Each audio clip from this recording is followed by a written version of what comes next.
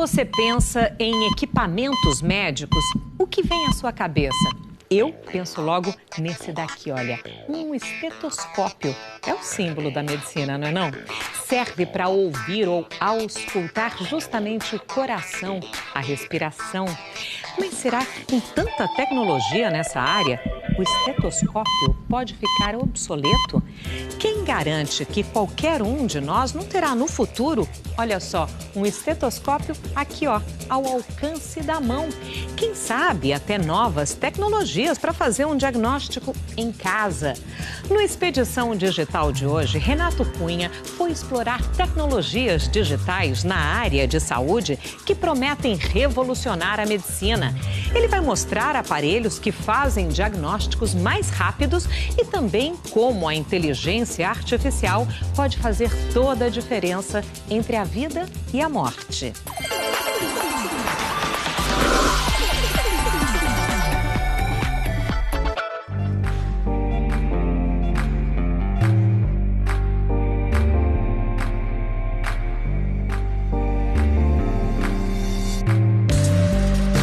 Atrás de cada uma destas portas há um paciente, um caso médico. Todos esperando por um diagnóstico, um procedimento, uma cirurgia, um medicamento. Quem está aqui quer sair logo, ficar bom, voltar à vida lá fora. E a rapidez no resultado de um exame e de um diagnóstico pode ser determinante na vida ou na morte destas pessoas.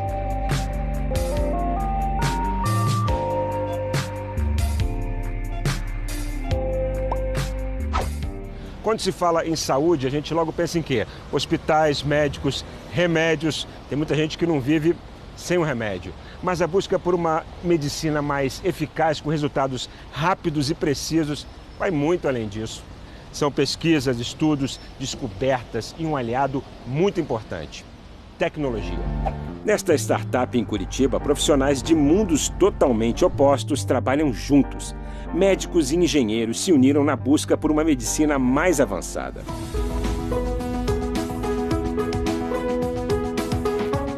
A empresa, criada em 2004 por estudantes de engenharia da computação, desenvolve instrumentos voltados para a telemedicina. Dispositivos mais rápidos, mais baratos e menos invasivos. Tanta responsabilidade não impede que o ambiente aqui seja totalmente informal. Pensar, criar e relaxar fazem parte de um mesmo processo. Dos 5 sócios que criaram a startup, restaram 2. Depois de um tempo de vacas magras, onde quase ninguém apostava nos jovens recém-saídos da faculdade. Hoje são 75 funcionários com perspectiva de crescer ainda mais. Vou começar com o Marcos Figueiredo. Tudo bom, Marcos? Como é que você está? Que é um dos diretores aqui. Marco, por que escolher a telemedicina? A telemedicina está conseguindo resolver, na verdade, um dos grandes problemas que a gente tem no mundo todo, que é a falta de médicos. Ela consegue fazer com que um especialista na Europa, nos Estados Unidos, possa atender um paciente na África, por exemplo. Ou seja, é diminuir fronteira, né? Diminuir fronteiras, exatamente. Trazer o paciente para mais perto do médico. O primeiro equipamento que o Marcos me mostra é um dispositivo portátil que faz exames de sangue à distância. É o HiLab, uma plataforma online que realiza 15 exames diferentes, entre eles gravidez, HIV, hepatite, colesterol, glicose e o mais surpreendente, exames de dengue, zika e chikungunya, todos a partir de algumas gotinhas de sangue. Já vi que eu vou ter que, experimentar. Sim. O HiLab é fácil, difícil? É super fácil. A gente vai fazer basicamente um furo no seu dedo, coletar uma gota de sangue. Quem vai fazer isso é você? Não. Eu sou engenheiro de formação. A gente vai trazer a Priscila, que é uma das nossas biomédicas. Vem cá, Priscila, por favor. A Priscila está aqui, doida para furar meu dedo, já percebi. Antes de a gente começar a gravar, a Priscila fez um cadastro no aplicativo do HiLab, com todos os dados do paciente. Ou seja, que é para justamente o médico saber quem é que está fazendo esse exame, e para quem que ele vai mandar, de repente, o resultado, não é isso? Isso, e também ajuda os nossos analistas de laboratório a analisar o exame e a laudar de acordo com os seus dados. Muito bem. Priscila já está de luva, ou seja, vai rolar aquela furada básica no dedo. Não precisa pegar as coisas. Danado. E aí ele vai ficar analisando. Daqui a mais ou menos 15 minutinhos, é isso? Isso. Sai vai sair o resultado. Muito bem. Priscila, esse feedback que você tem, tanto dos profissionais que estão adquirindo, dos médicos, dos pacientes, como é que é quando eles veem esse tipo de informação aí? Geralmente eles ficam impressionados, né, com a rapidez que o exame chega dentro do estabelecimento de saúde e também com a acessibilidade que tem para o paciente, pois ele recebe o exame no e-mail dele. Opa, olha, vamos ver então, vamos ver aqui. Tá aqui já, ó. A primeira folha do nosso exame é um explicativo sobre o exame que foi realizado. E a segunda folha do exame, então, é o resultado. Que é esse aqui, é esse isso? Resultado não reagente. Não reagente, ou seja, né, não tem hepatite C, negativo. O HiLab foi desenvolvido para ser usado em clínicas, consultórios e até nas farmácias, desde que as leis municipais e estaduais permitam. E sempre será necessário ter um pedido do médico em mãos para poder fazer os exames. Outros 2 equipamentos da startup também foram desenvolvidos pensando na telemedicina. A ideia é obter resultados mais rápidos que possam ser compartilhados com todos os envolvidos e monitorados à distância. Marcos, a gente tem aqui um outro aparelho que é um oxímetro, é isso?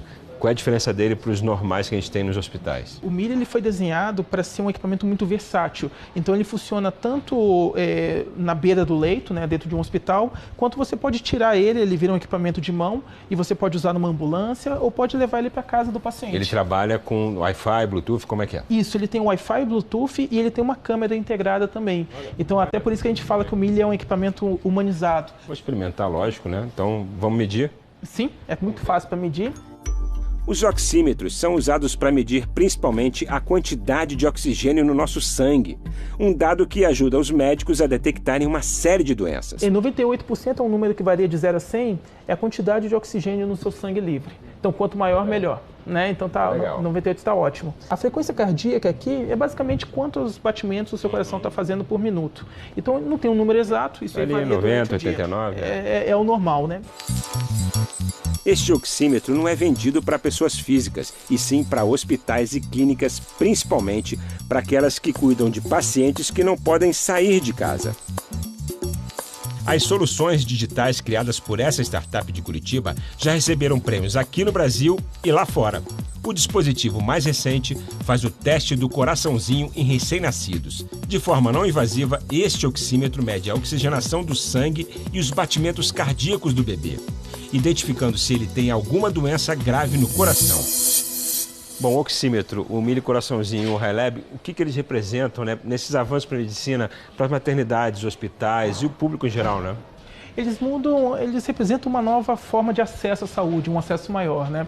Então a gente está falando de tecnologia de ponta que não está disponível apenas no hospital privado, mas que também está no hospital público, no posto de saúde e assim por diante. Então é uma novidade em saúde isso, a ideia de que você vai ter tecnologia de ponta para todo mundo do mesmo jeito, né? Da cidade industrial, o nosso Expedição Digital segue agora para o bairro de Mercês, também aqui em Curitiba. Vamos em busca de mais um exemplo de quantos recursos digitais podem ajudar a medicina quando há uma vida em perigo. E nos hospitais brasileiros, o maior risco é a sepse, a doença que mais mata. O que é a sepse? A gente conhece como infecção generalizada, mas isso não quer dizer que ela esteja no corpo todo. Às vezes ela está num órgão só, mas aí o nosso sistema de defesa, para neutralizar o agente dessa infecção, acaba comprometendo as funções de vários órgãos. E aí o nosso corpo não resiste. Agora, o mais impressionante é que a sepse mata mais do que o câncer. A cada ano, a sepse atinge 30 milhões de pessoas no mundo. Desses, 6 milhões acabam morrendo. É uma morte a cada minuto e meio. No Brasil, são 400 mil casos por ano, dos quais 220 mil acabam em morte. 600 mortes por dia. É muita coisa. Os estudos mostram que a sepse deve ser tratada como emergência médica, pois a cada hora que passa, aumenta em 7% a chance do paciente morrer. Para detectar a sepse aos primeiros sinais da doença, esse hospital conta desde o ano passado com a ajuda de uma inteligência artificial, chamada de Laura. Mas essa história começou em 2010, quando Jackson Fressato, que é analista de sistema e o desenvolvedor dessa interface, passou por uma situação dramática numa UTI de um outro hospital de Curitiba. Com apenas 18 dias de vida, Laura, filha de Jackson, morreu vítima de sepse.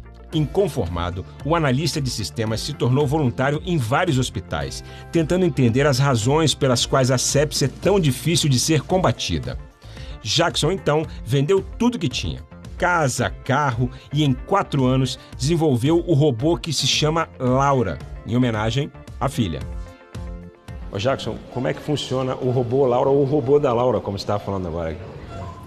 É uma reunião de tecnologias, né? Hoje a Laura é uma plataforma de inteligência artificial. Então nós temos diferentes softwares, uma quantidade enorme de softwares, associados com outros equipamentos, associados com outros dispositivos, e todos eles juntos trabalham com o objetivo de identificar em tempo real qual é a situação que está mais irregular, a que está com maior risco. No caso do Hospital Nossa Senhora das Graças e de alguns outros, ela foi treinada para identificar os casos que podem ser suspeitas de sepse. A eficácia do robô Laura depende da alimentação de dados sobre os pacientes.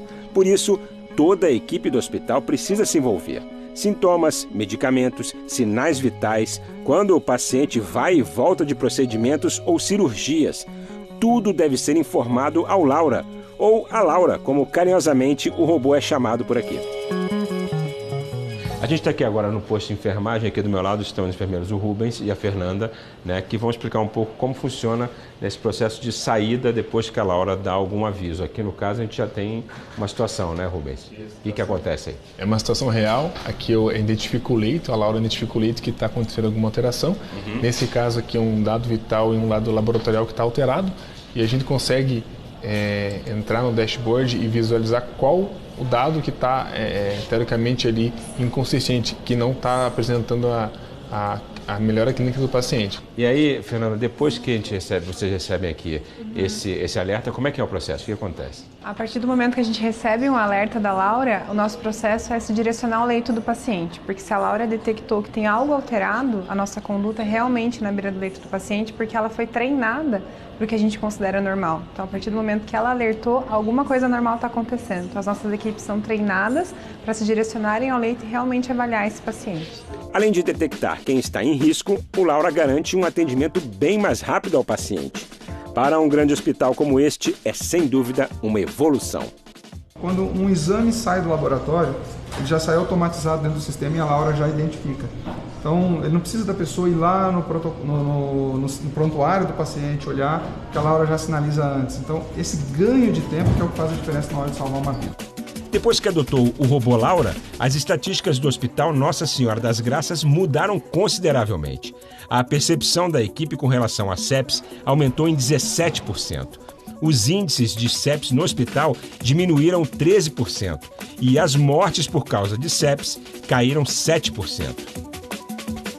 O robô Laura já está instalado em 7 hospitais e já há uma campanha de crowdfunding arrecadando dinheiro para que ele possa ser utilizado de graça em hospitais que não podem pagar. Tem uma frase que diz: tempo é dinheiro. Hoje a gente viu que tempo é vida.